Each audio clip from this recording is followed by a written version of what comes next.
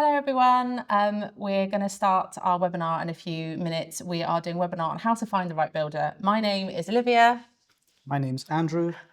and we work in the Resi Connect team here at Resi. So let's do a bit of introduction about us and our backgrounds. I've worked at Resi now for 3 years. I look after our Connect team. We have a team of 4 who look after all of our builders, all of our clients that we introduce our vetted builders to. Andrew, do you want to talk about your experience? Yeah, I've worked in architecture for almost 20 years now. I worked at Resi for more than 5.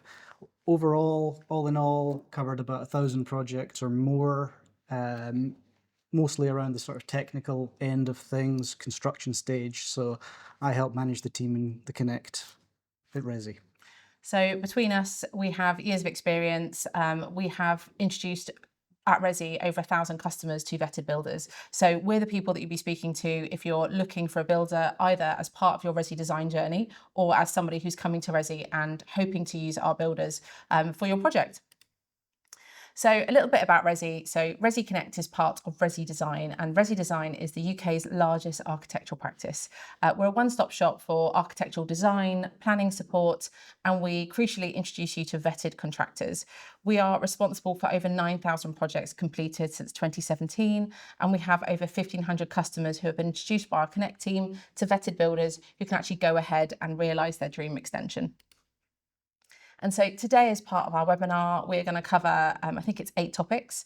We've got budget and contingency, we've got finding and vetting builders, we've got how to compare tenders, we've got protecting your project, we've also got looking at how you can prepare and be ready for your build, handle any on-site issues, and how Resi Connect and our team can help. And we're going to leave about 20 minutes at the end for questions, because when we do these webinars, we normally have lots of questions from people. So let's kick it off. We're going to first talk about budget and contingency. Over to Andrew. Yeah, so it's really important to budget well for your project. A lot of people will hear sums of money thrown around online or elsewhere, and they think, oh, well, I'm tied to that number. That's what things are going to cost. But it varies based on a lot of different factors. The type of contractor that you're going to use will have a big influence on cost. A one-man band type contractor will not be the same as a huge contractor with a lot of employees and a lot of overheads. When you finalize your designs, you'll have a much firmer idea on costs. Detailed drawings, technical drawings give the builders more information to price from. There's other costs to consider, party wall costs, your VAT costs. We'll talk a little bit later about the difference between just the shell costs and then the total build costs. There's also a vast spectrum of quality. So you can do things on the cheap, but if you want to have high quality, you've generally got to pay for it. With the quotes that you get in, you'll be able to potentially take things out or scale back on costs, but that's for sort of down the line. Over to Anything you. else? Yeah. That's me. This is a good breakdown to show just how little the actual shell costs or the build costs take up. So if you've got an idea of a shell cost of, let's say, 70k, if that's only 40% of the total build, taking everything else into account, as you can see here, that doesn't mean if you've got 70k, you can do everything. There's a lot more to consider there. Contingency, your kitchen fitting, internal finishes, glazing. And even with glazing, they are shown at 7.5%. If you've got structural glass or a huge oriel window, that can run well into the higher percentages than that. So it really depends on your project. What do you think, Andrew, are the biggest parts of this that you think customers underestimate how much they cost? Because you just mentioned glazing, and I think we see so many projects that have these amazing glass windows at the back. They have these beautiful crystal designs, but I think people fundamentally underestimate how much glazing costs. So of this, in your experience, what do you think is one of the most underestimated costs? So glazing is a really good one, because even just within glazing itself, there's a vast spectrum of costs. So having crystal style glass, for example, is a completely different cost than if you're having UPVC windows put in. And one project to another, there's not really a strict rule of thumb, like leave 10% for glazing. It really depends on the design. Yep. Okay. Anything else on that? Well, Kitchens? kitchens is the next one, yeah. So with a kitchen, there's the difference in scale from a small little galley kitchen to a big kitchen with a big island on it. Yeah. But there's also the level of quality on that. Yeah. So the cheapest I ever saw was IKEA kitchen, super cheap, but a lot of people don't want that. They Yeah. want something in the middle. Yeah, they want that amazing, beautiful big island Instagram kind of Yeah. kitchens that you'll see that are going to cost a little bit more. So yeah, this diagram, this graph is really important for you to kind of keep in mind when you're assigning your budget as a family to understand where you're going to spend your money. But yeah, kitchen and glazing are probably the two that we see where people vastly underestimate the cost of this and what that would do to impact that overall budget. So the next big thing to talk about is finding and vetting builders. So this is one of the most important decisions that you'll make when you are doing your build. It is like finding someone to marry because it's that kind of important. You want to make sure you are getting the right builder to come and do your project. They're going to be in your house, in your space, part of your lives for anywhere between 4 to 12 months. So these are the things that we think are the most important things to consider when selecting your contractor. So the first one is the size and type that fits your project. And we've got a really good graph that you'll see in a minute, which lays out all the different sizes of builders, going from one-man bands to very, very large scale businesses. And you have to decide what is the most important to you when you're going ahead with your build. Are you happy to have a small one-man band that might take much longer, but you'll get way more value for money? Or do you want something that's quick, that's fast, that is going to cost probably more, but you can be very hands-off with the level of work you need to do with them to get the project up and running. So that's one thing to consider. The next thing is really important. This is Trustmark and the FMB, which is the Master Builder accreditations. So Trustmark, unless you're already familiar with, this is the only government-approved endorsement that builders can get. It is a very, very high seal of approval from the government. It's worth familiarising yourself with the Trustmark criteria. Most builders, if they have it, will be shouting about it because it's a really good thing for them to have as part of their accreditations. And the same for FMB. The FMB is, again, a great company to look at. They will have accreditations they give to builders that meet certain criteria. Good thing to notice as well is that if they're part of the FMB, they can also, if something does go wrong, and we'll cover that later on, FMB will help you do a kind of arbitration. So they'll help you get to the point where you can figure out the issues between you and your builder and bring it to resolution, which is very, very handy to have. We always say follow the rule of 3. So that's quotes, visits, references. It's not enough just to get a quote and meet a builder once. Our suggestion to you is that you get the quote, you refine that quote, you ensure that you have visits. We have the builder come to your house, you meet them, you build a rapport, and you look at references. And that's either speaking to previous customers that have had a build with this builder or going around and actually seeing the build. If a customer is genuinely happy with the service of a builder and they are happy with what their property looks like, they will be letting all and sundry come in and have a look at that property. So it would be a red flag to me if a builder was being difficult about you actually going in person to look at some of the properties he's done. Red flags, as we've just talked about briefly, is immediate availability. If a builder is saying they're available immediately, that for me is a red flag. Most good builders have anywhere between a 3 to 6 month period where there can be a wait list or that they're getting their diary sorted. So an immediately available builder should be a red flag for you. And also large deposits. We see so many times where we have customers that have come to us where they have found external builders, not via Resi, and they are querying with us if it's the right thing to do to give, something like a 50% or a 75% deposit of the build up front. That is not normal. That is a massive red flag for us. And our team here would advise you strongly against that. In terms of the next thing about contracts, this is something that we've got here. JCT contracts are the Rolls Royce of contracts, and they're the contract that many larger builders will adhere to. It is the safest one for both builder and for client. That's not to say that other contracts aren't suitable and do the job, but if you want something that's definitely tied up in a gold bow, it would be your JCT contract. At Resi, we have a number of builders that do use JCT, but we also have a number of builders who are slightly smaller that want to do smaller projects that opt not to use a JCT and instead use a Federation of Master Builders contract. But it shouldn't just be a very brief document with a couple of points down. It should be a decent contract that both you and the builder have had time to review and look at in advance. It's also important to look at company finances and payment plans. If you are familiar with how to look in Companies House, we suggest you do that. You can look at the company, look at their directors. How many times has directorship moved around? Has there been any other company under their name that has been folded? Is there anything that you see in that Companies House history that gives you a red flag? At Resi, we offer our clients who come with us a credit safe report.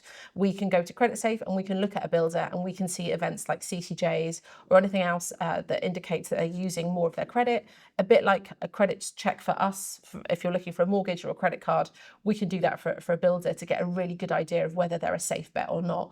And as part of our vetting, we flag to customers any changes in financial events or anything that we think could be relevant to them and their decision making. And then finally, it's personality and soft skills. So many of our builders that we meet are wonderful, and you find that you have an immediate rapport. We get lots of customer feedback that says, I love that builder, he was great, I felt a really great connection, he got what I wanted to do. Like finding a great hairdresser, which, Andrew, maybe you're not as familiar with, but you want to have a proper rapport with them. You want to trust them and know that when they're at your site, at your house, and they're doing the work for you, and you are entrusting them with a lot of money, that you're going to be happy with the end result, and you believe that they're working with the best interest at heart. So don't, it seems a bit kind of spooky and a bit hippie, but trust your gut. If you meet someone and you feel like they're not the right builder for you, then they're not the right builder for you. Is there anything else you wanted to add on that, Andrew? Well, I mean, it might come across as common sense to some people and not others, but if you're going to trust probably your largest asset and, Yeah. you know, all of your time to one person, you want it to be someone that you can deal with at that stressful time in your Yeah. life. You want it to be someone that you can come to and get reassurance at any point, and just to know for sure that things are headed in the right direction whenever you query Absolutely. it. That's really important. How are they under pressure? It could all be lovely and beautiful, nice vibes when it's all good and they're taking money from you, but would you be able to rely on them if it really went down the pan? Hopefully it doesn't.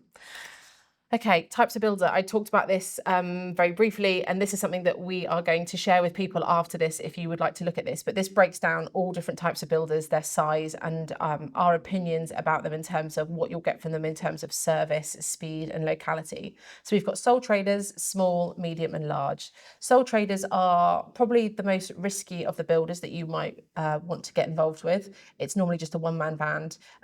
You know, you might get a lot of value for money. That if they do the job well, it's likely that you'll pay a lot less, but it'll take you a lot longer, and you will need to be so hands-on. Sole traders are for people that really want to almost like project manage it and are willing to take a chance on an unknown builder.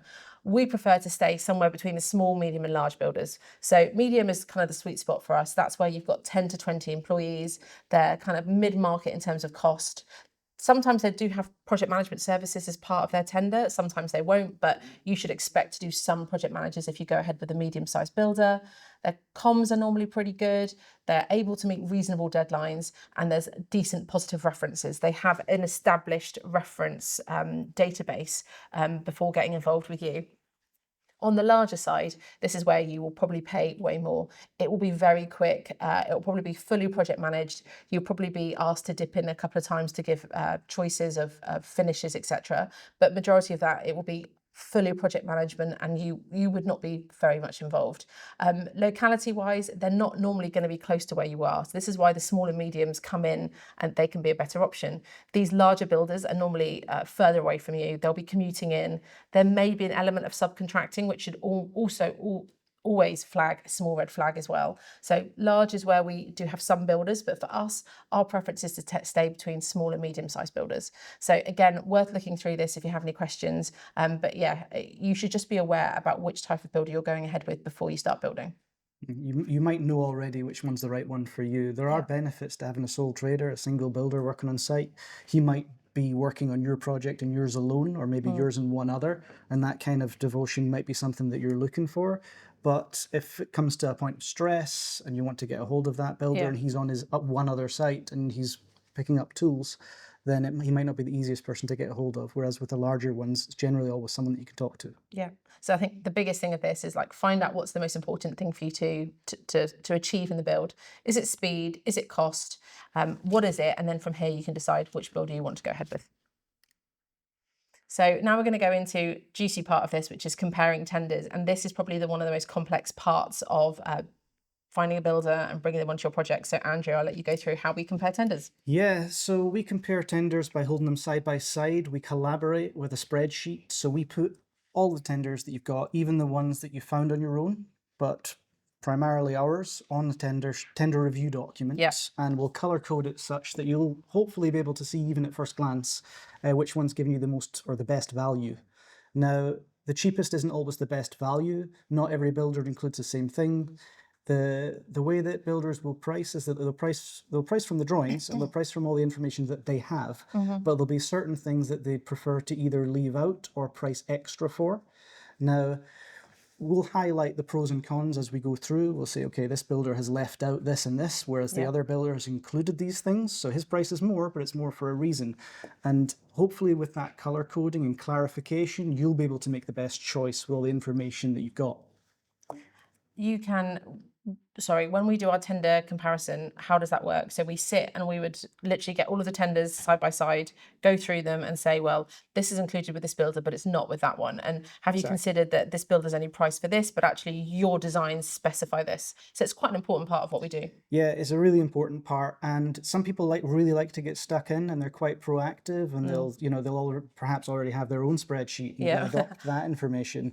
But other times, customers or clients just they're unsure. They've got 3 tenders, and they just think, well, tender A is the cheapest. That Yeah. must be the best. It's not always the case, and Yeah. sometimes after we review the tenders, it just flags a lot of questions to go back to that contractor. And by the end of that process, there's a lot more confidence as to what you're getting for what you pay for. Yeah, this is what people say is the most complicated. As part of the Resi process, we offer a free tender review call. So you will be on a call with someone like Andrew or Sam or Jack in our team.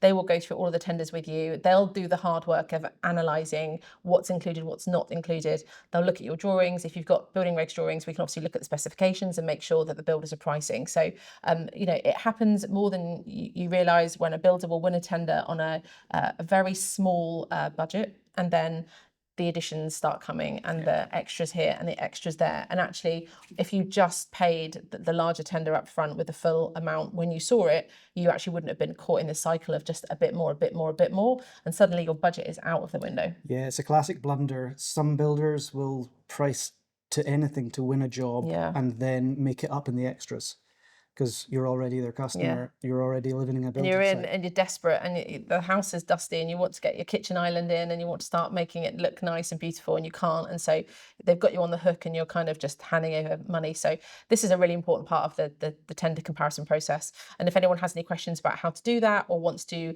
see if they can use some of our services to do a tender review call, we'll go through how to contact us at the end of the webinar. Absolutely.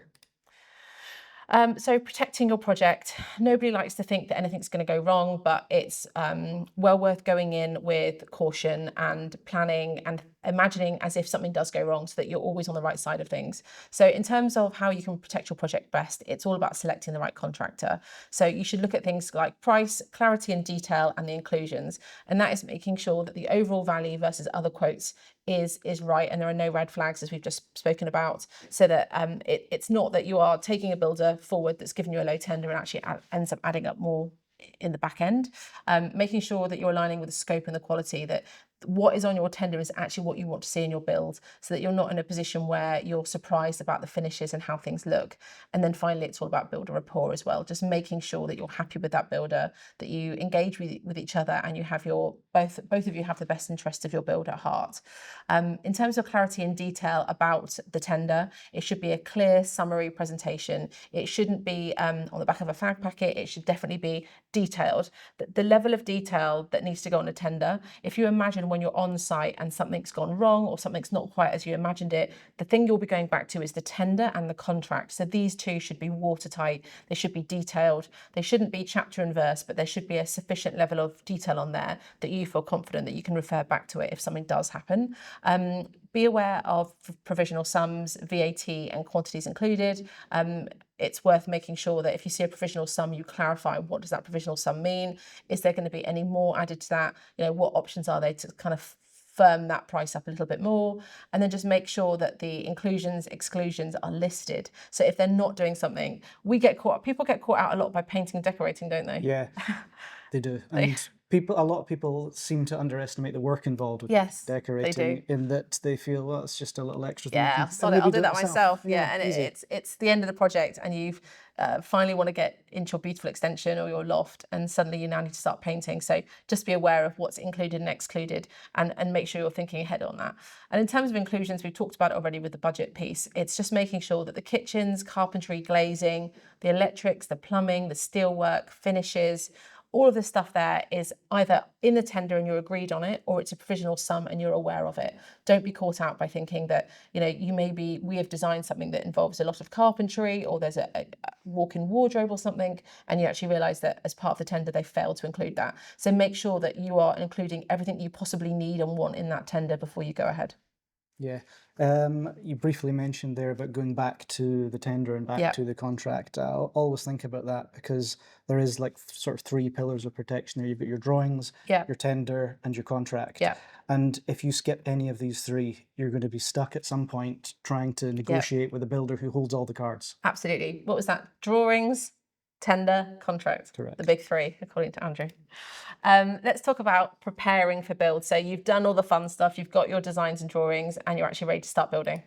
Over to you, Andrew. Okay. So the aim of a contractor site visit is, well, there's multiple reasons. To me, the main thing is for the builder to see the property, to see what he's dealing with, to see what's involved with the project. Of course, he's got the drawings, but it's not comparable to actually being there and seeing what they're going to have to do. It gives you a chance to sort of walk around with them, discuss the scope of work in detail. That's the kind of time where you could point out little extra things that you want him to do, or things that he might not have considered just from face value on the drawings. And that's when you would be wanting to have that in the tender, of course, beyond what's on the drawings. It's an opportunity to build rapport, as it says there, but I think it's different builders for different people. There's not one perfect personality that fits all. Sometimes I can tell which builder is going to get on it's well funny with the actually. We client. can, Sometimes you know, but not always. Sometimes you're caught by surprise, and it's a different personality that seems to click with the customer. I mean, meeting the people who are going to be doing the work, who you're going to be trusting in your house for the next few weeks, it's a huge thing. You don't want to be trusting a stranger. You want to know who you're going to have to deal with. Absolutely. And if you've got any questions at that time, that's when you ask and get it clarified.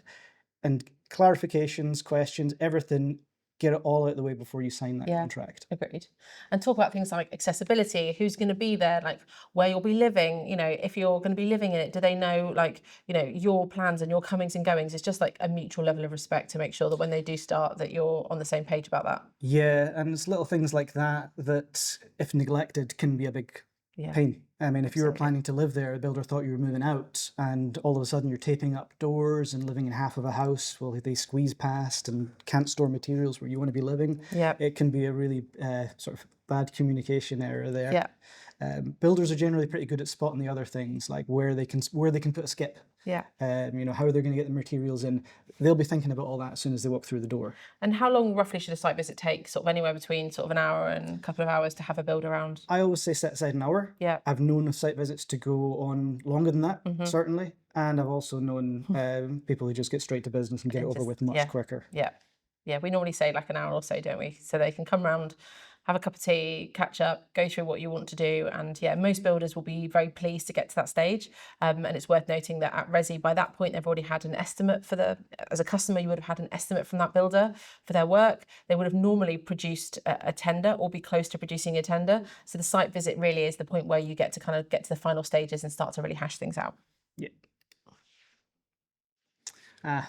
So getting on site checklist. So there's a lot of things that you'll be getting along the way. Now, key thing to mention at the beginning here is it's never too early to speak to builders to sort of begin to build that relationship. But for a detailed tender and for actually getting on site and getting to contract stage, you want to have your architectural designs. So that includes all of the work involved, all of the elements, planning permission, structural engineers, calculations and drawings. Structural engineers are not the same as architects. It's a different set of professional indemnity insurance and a different set of drawings. Now, CCT drainage survey, that can be doubly important, triply important. If you need to get a build-over agreement done and if you're extending out to the rear right over a shared pipe, shared with your neighbour, really important you get that out of the way. If you were to neglect that and skip it to save a little bit of money, you'll be paying for that in time and money later on. Your building regulations drawings are also important. That's the technical drawings. So they want to know how much insulation to price for, what kind of insulation to price for. You don't want a builder to have control over that and just choose whatever he likes, whatever he's got in the van. You want it to be what's specified. Because there's a reason why it's been specified, right? Yeah, and not everything's equal. He could maybe tell you that it is, but we've gone through a process of refinement to get to Yeah. what we specify now. Now, party wall matters. If you get on well with your neighbours, it might be smooth. Yeah. If not so much, then not so smooth. But another thing, you want to get that addressed before signing contract, really. But Yeah. that can be a sticking point if a neighbour wants to make things difficult for you. And just to dumb it down a bit for everyone, in case anyone has a question, what is party wall agreement? What does that mean?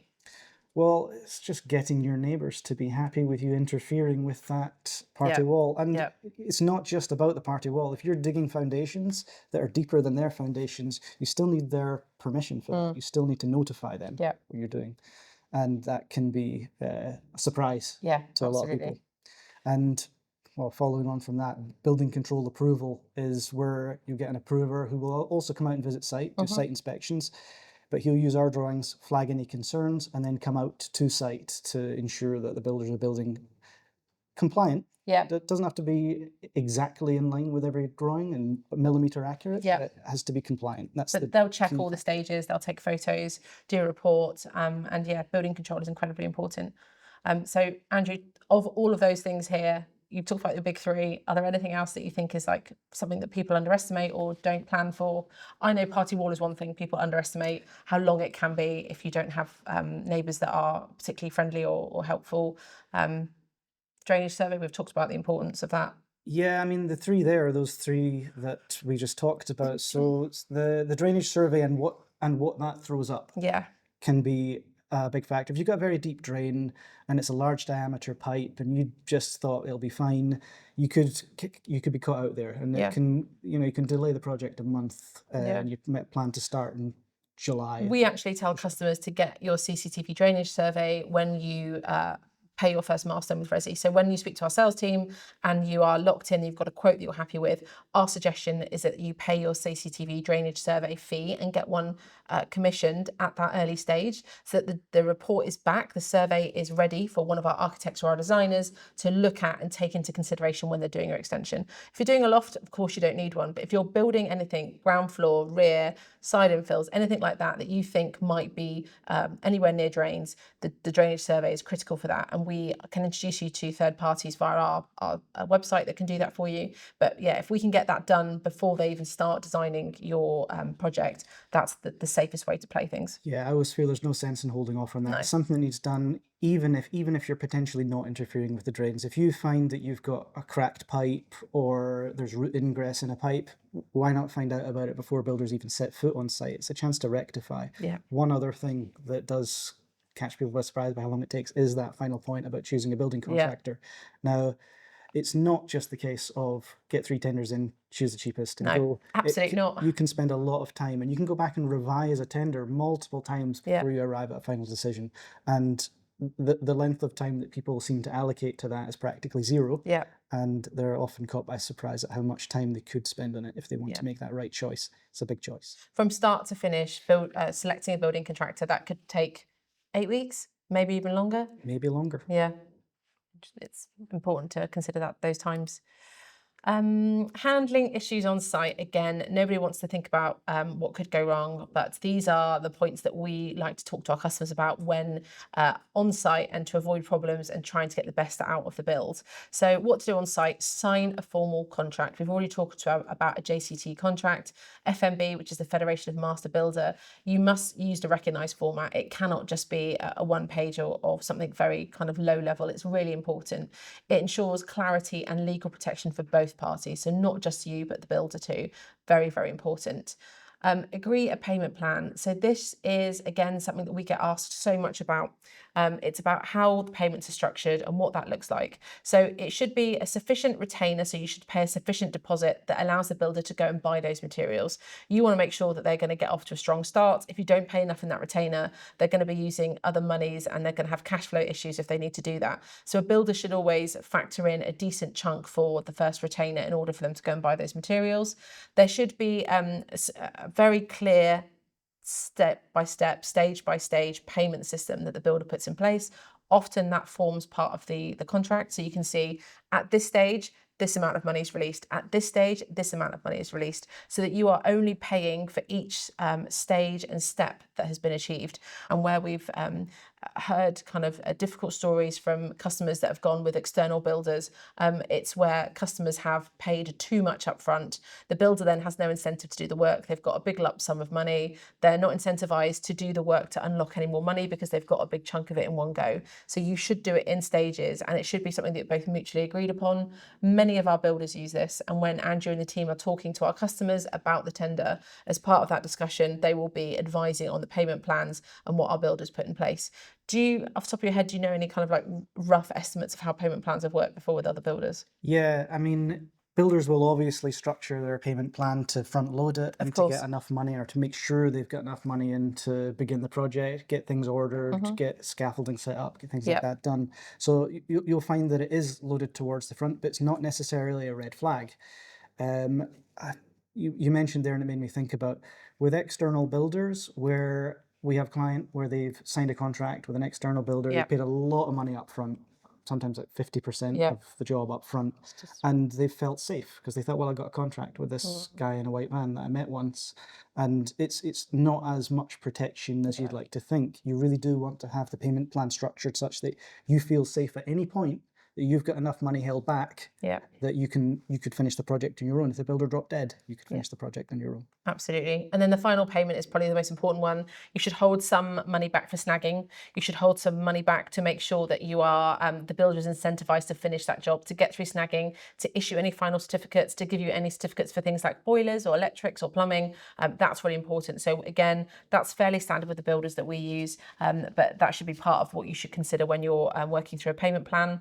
And then the big one is set a contingency fund. And this feels very glib to give this advice because so many people are doing these projects and they're costly and it's taking up a lot of budget. But if you can, and you should set up a contingency fund to cover any unexpected costs. It reduces the risk of project delays, and it means that you have some money kept back to find another contractor if you needed to.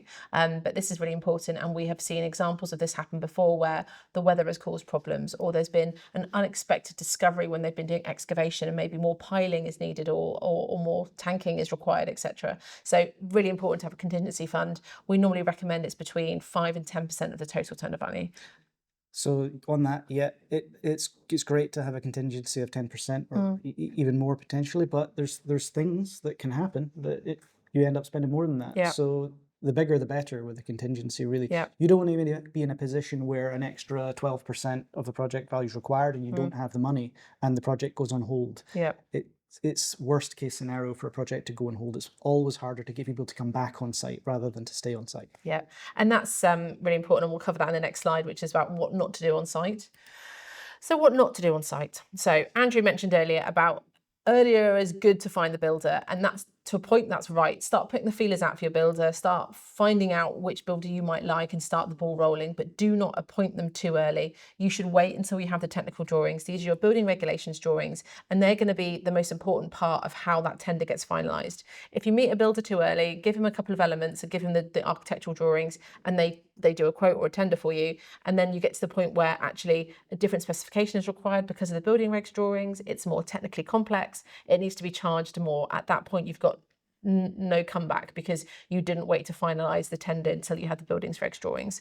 So in our flow at Resi, we normally only start to help the customers refine tenders with builders once our building regs drawings have been issued. So that's really important. Definitely start putting the feelers out early, start doing the kind of like dating of builders early just to try and find the ones you really like, but do not appoint them until you've got those building regs drawings and you can be sure that they cover everything that's required. Do not pay up front. We just covered it again briefly in our payment point there. Stage payments are the only way forward. Don't be caught up by if you pay in full, you don't have to pay any VAT or anything like that, which is not only very underhand, but it's also pretty illegal. Please don't do that. Don't pay up front. You should use payment milestones and stages. It should be again, clearly communicated in the contract for both you and the builder so you know. We've luckily never been in a situation where any customer has done that, but there have been other third-party builders that have suggested if a customer pays up front, they might not have to pay VAT, or if they pay in cash, there's a saving. There isn't, and it's just not the way we like to do things. And actually, we would not work with a builder who doesn't pay VAT or does things like this. This would be a number one strike, and they're off the platform. It's not something that we like them to do.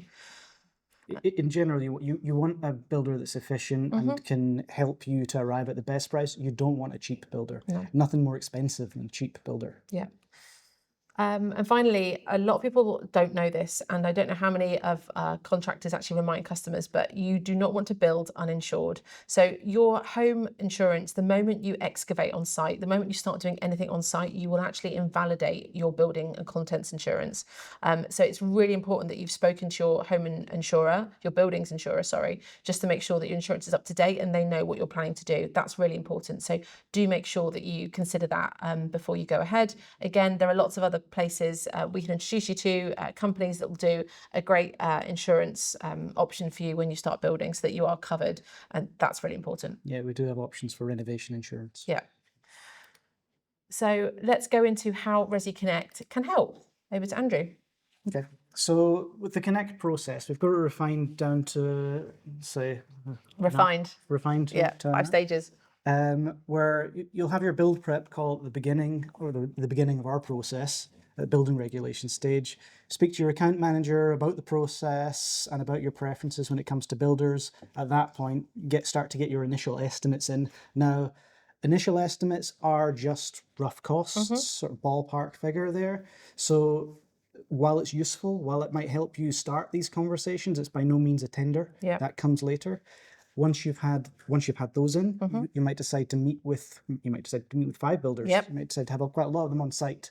But at that point, site visits, you may eliminate 1, 2 from your inquiries. Yeah, I think 5 builders at site visit would be a lot, and so you should really use this as like a process of elimination, like the initial estimates and your general feeling about that builder. Maybe you've on the Resi dashboard, you'll see things like their reviews, any accreditations. You might have done your own due diligence, which we really encourage you to do. So between estimate and site visit, you may have naturally removed Whittled it down. Yeah. Yeah. But when you meet on site, that whittling process continues. Yep. And you might request tenders from just 2 or 3 builders, and they'd be sort of this, let's say, semi-finalists. Yeah, semi-finalists. Semi-finalists. Once we do our tender review call that we spoke about previously, where we hold those tenders side by side, and you've got the semi-finalists in there, whittle it down to maybe the final 2, and revise those tenders. And then you've got these 2 builders head to head, wanting to both win the job.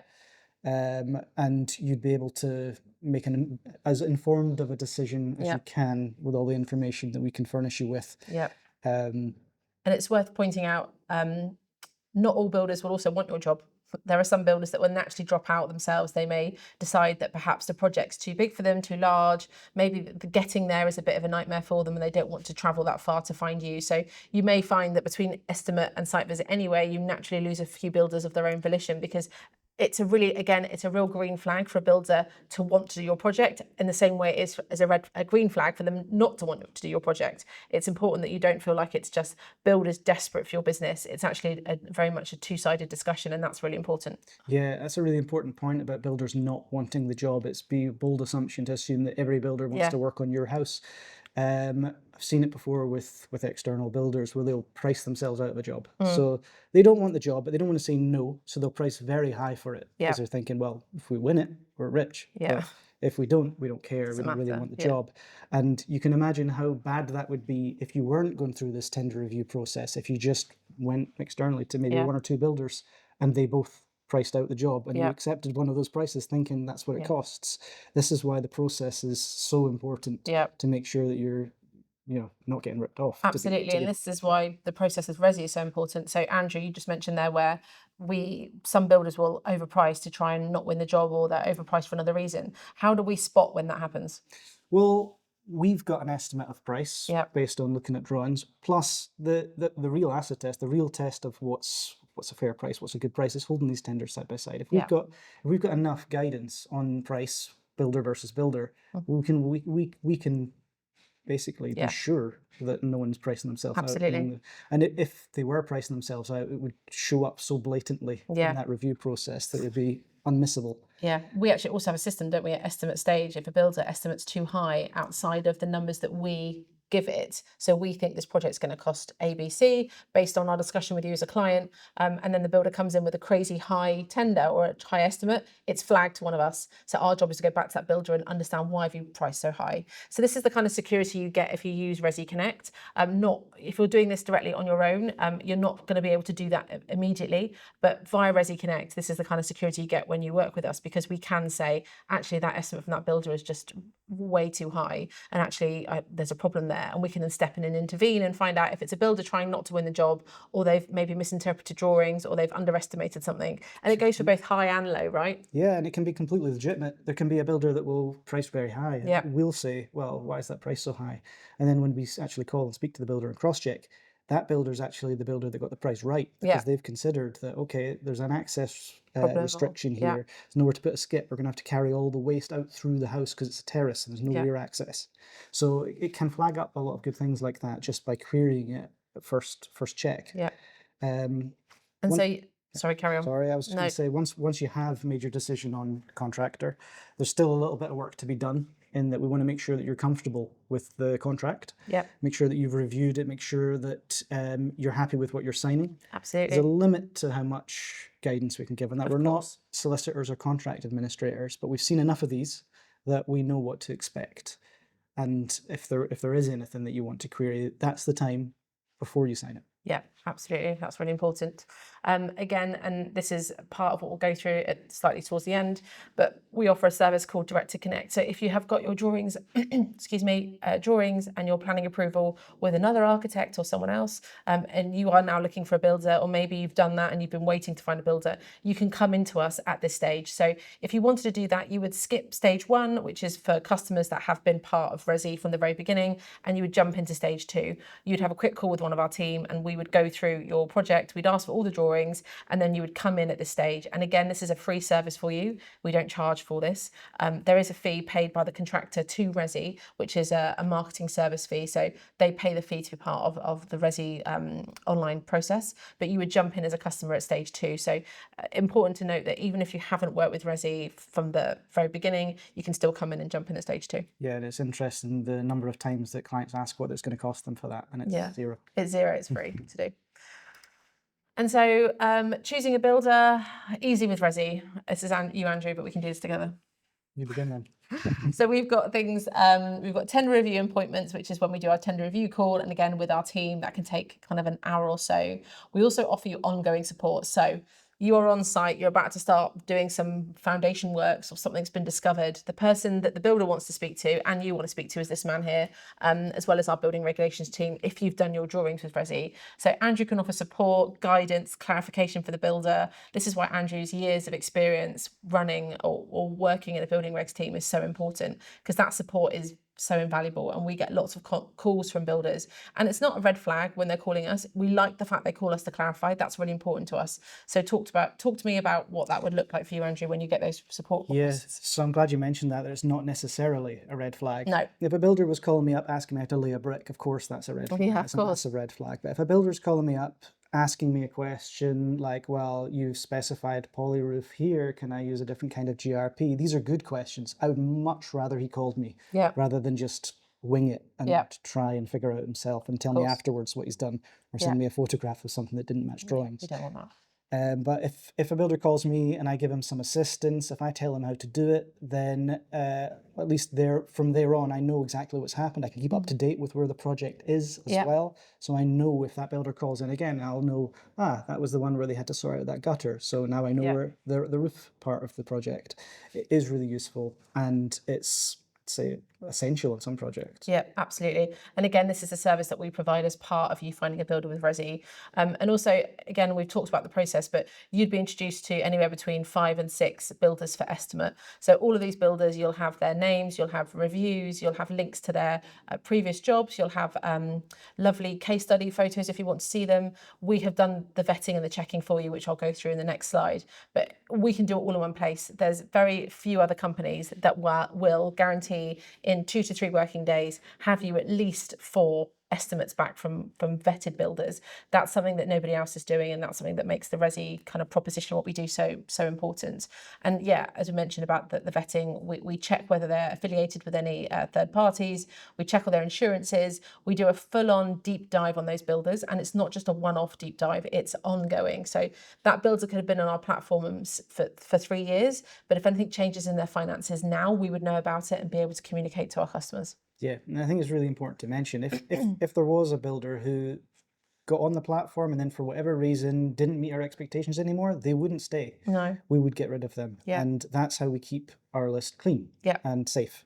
Now, I say safe, you can reduce risk. You can never completely eliminate it. Absolutely. But for an investment like this, you want to reduce that risk down as low as you possibly can. Yeah. So if I talk to you a bit about how we vet the builders, so we are very fortunate to have lots of builders that want to work with Resi, but we handpick them. We're currently running a waitlist only at the moment because we want to make sure the builders that we bring onto the platform are the very best, the very highest of quality that we can find. So as part of that process, there'll be a vetting call with one of our team. We will check if they have an active website. We like to see an active website because that's important. It demonstrates a presence online. We will look through Companies House. My job is to get out my magnifying glass and look at all the known directors. How many other companies have they run? How many other companies have they been directors of?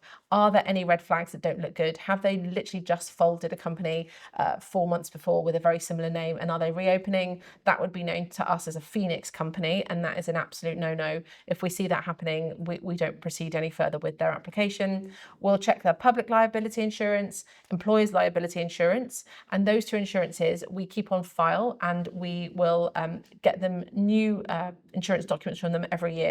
So it isn't just we see it once and that's it and assume it's fine. Our system will actually stop a builder getting new introductions until we can be sure that their insurance has been renewed and we've got the documents that we need.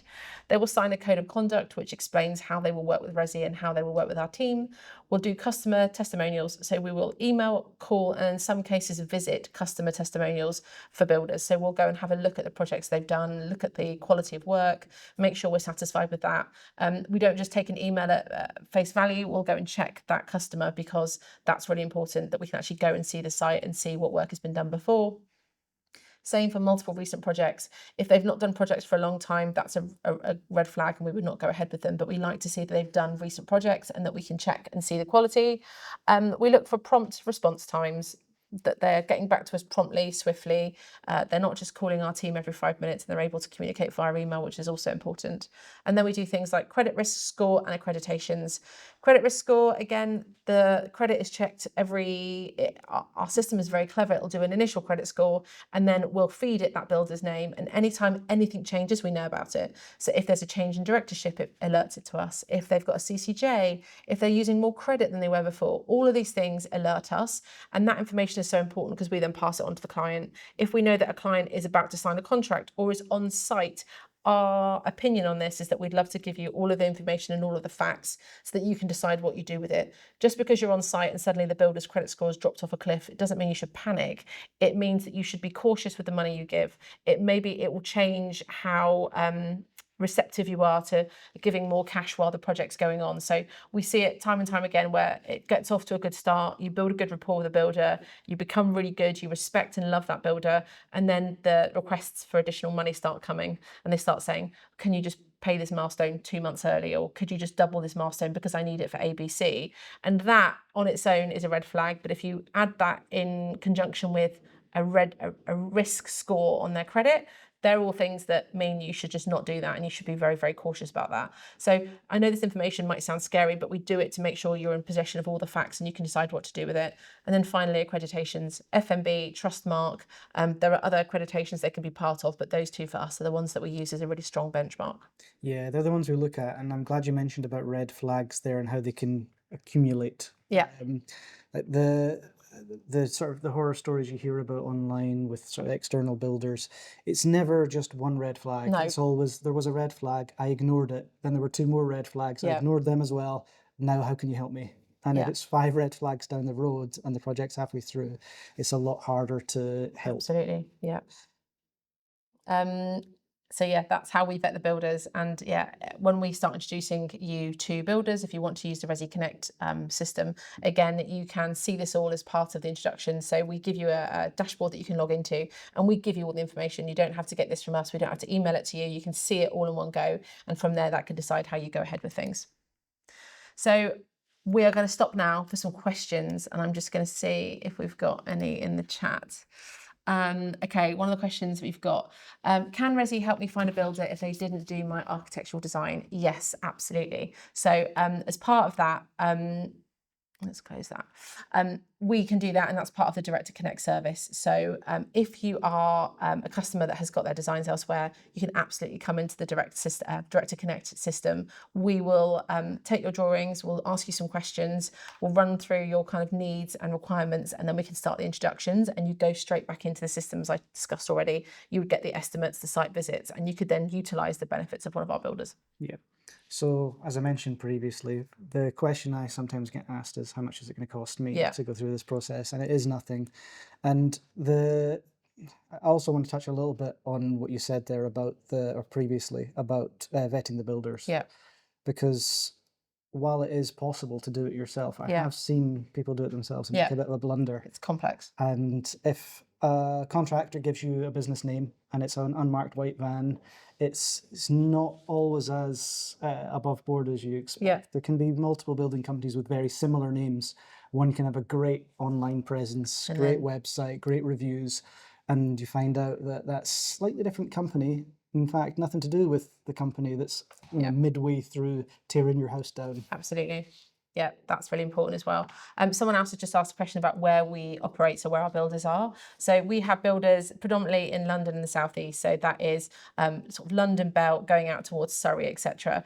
We are now starting to really develop our builder database in different parts of the UK. So as far down as like Kent, Oxfordshire, Gloucestershire, Reading, going up as far north as kind of Northamptonshire, etc. We're still working on growing it past those areas, but that's primarily where most of our customers are from. And so, yeah, we try and make sure we've got the right amount of builders for where you are based in the UK, so we can ensure that we're introducing the right builders to you, and that actually local builders to you is really important, because that's where you'll get the price saving. When you start getting large companies that have to come from 2 hours away to come to your property to do the build, that's where you start adding, there's more money added on. So we always try and look for local builders, so people that are close by, live in the area, know the area well, which is really important. So they know how to get to you, they know all the kind of like local tradespeople, etc. That's a really important part. You don't really want to have builders that are coming from a long way away, because it suggests they don't know the area and they're not familiar with it. Yeah, that is definitely true, and people generally will lean towards a builder that's closer to home. I'd say never entirely rule it out to use a builder that has to travel. If it's the ideal builder for you based on a number of other factors, travel time, travel distance. If the builder's getting up very early in the morning, coming to your place, the travel distance, the time it takes might not be as bad as first assumed. But it is definitely a factor. Okay, cool. I'm going to answer some of the questions now that we're seeing. I'm reading them, going through. John asks, what is the difference between the engineer's drawing and building regs drawings? Well, the engineer's drawings have all the structural information on them. The structural isn't just a couple of beams or the things that are obviously structure. Structure is the foundations as well. Now, the engineer is extremely important, not just for providing the drawings and the calculations to building control, which is essential, but also for their engineers' professional indemnity insurance. So if there's a structural issue, or if there's any kind of whiff of subsidence or anything like that, you want the engineer's insurance tied to that, so that they're covering you for anything structural that could go wrong. We provide a lot of information technical wise for the building regulations drawings, which is essential for pricing too, and for making sure that the right materials go into the build. But the engineer is the one that's responsible for the structure. Okay, thank you, Andrew. One of the questions I've got from Himanashu, do you have builders on working? Yes, we do. If you would like to be introduced to them, best thing to do is email us, connect@resi.co.uk, and we can then get all the information we need from you to be able to introduce you to builders. Lots of people asking if the slides are going to be available. Yes, they're going to be available. Yes, I think a live recording of this is going to go up on YouTube for you to watch again. And we're also going to do this webinar again. You're going to be seeing us doing this very regularly. Verley asks, I've got planning consent. Do I need building regulations drawings before coming to you? Well, we could do the building regulations drawings. Absolutely, That's certainly a good option. If you've got planning consent, that's not a bad place to Yeah. start with us. It's I definitely recommend speaking to us and seeing Yeah. what the quality of the planning drawings is like, and whether we can pick up the job from electronic files and take it on from there. Yeah, absolutely. Again, that would be an email to get in contact with us, connect@resi.co.uk, and we can again understand what you've got and give you some advice on what you should do next and how you can proceed. Do we offer a full project management service? We don't in-house, but we have some very, very good project managers who have been on our platform for a long time who we can introduce you to, and they can give you a kind of no obligation quote to be able to offer that service. So there's lots of benefits to using a PM service. We probably won't have time to run into them all now, but we do absolutely have PM services on the platform. Probably is still worth mentioning that some of the larger contractors will be managing the project, Themselves and anyway. it's important to decide first who you're going to go with Yeah. as a contractor to decide if you need the project manager. Absolutely. Do projects usually run quicker if we move out, weighing up the pros and cons of moving out for the project? I mean, that's depending on Short what's answer. actually, well, that depends on what's actually been done. Lisa, who works on our team downstairs, she had a loft with one of our builders recently and they stayed in the property because they were able to, but it depends, on the size of the property, the condition of the property and what you're actually doing to it. I think it's just really important to remember that you will be living in a building site for those weeks and months. So I Yeah. think that a lot of people underestimate dust and noise. Yeah, dust and noise, horrendous. Nothing can stop dust It's and noise. definitely a long story short on that one is it's your opinion and it's your preference, and we need to know what kind of project you're doing to give you a bit more advice on that one. Another person asks, are project payments made through your platform? They're not. They're made to the builder directly, but we are offering Resi Protect as a new service, which is like an escrow payment system. So as long as the builder opts into that and you opt into that for a small fee, payments can be made via this escrow system for even more additional security. So if you want some more information on that, we can absolutely introduce you to the company that does that, and make sure that they use your builder so that you could use that security platform. Russell asks, what do we charge for our services? Again, it's free to find a builder via Resi Connect. The builder does pay a small commission based on your project to Resi, and that's their marketing services charge. It's the same thing that people like Checkatrade do. They'll charge them a monthly retainer. We don't do that. We just charge a builder on success. So they will pay a small commission to us, but that is not passed on to the customer. That comes out of the total tender value. Someone else asks, would you apply retentions on each milestone bill? So I guess I'm talking about each milestone payment. Well, there'll be an overall retention for the job. So if you look at the payment plan and you feel like it's unfairly weighted towards the start and you're only maybe retaining 2.5%, Yeah. which I've seen, then you might want to push back and increase that to Yeah. a level that you feel comfortable with, rather than retentions on each milestone. Agreed. That's what I think. One at the end is better. Someone else has asked about, is it helpful to do a CCT drainage survey up front? Yes, we've already talked about this. Definitely. The best thing to do, if you work with Resi, our sales team will kind of suggest that you do that at that point. Get it out of the way. We can have a drainage survey team to you within 2 weeks max. So Have quick. survey back, and then it's with our architectural team before they start doing your designs and drawings. So that's really important. As Catherine's asked, as the client, am I the principal designer or is it the contractor?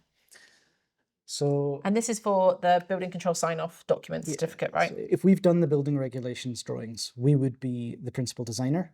The contractor would be the principal contractor for the purposes of building control. So Yep. that's the answer, really. Yeah. Chris has asked, is your cost breakdown pie chart still relevant for loft conversions? Yes, it will be, but we can give you some more detail on loft conversions. Chris, I think I recognise your name, so I feel like you're already in our system. I could be wrong, but I'm pretty good with names.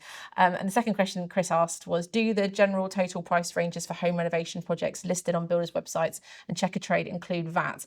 No. Short answer, most of the tenders we get will be excluding VAT. VAT is added on additionally. So please be aware that when you're looking at pricing, most of them will not include VAT. Yeah, it's probably important to point out that when we're doing our tender review, we will have both prices, with and without VAT. So Yeah. you'll be able to see quite clearly. And some builders can seem quite cheap until you actually Yeah. consider that. It's just the way they do it is one of those things.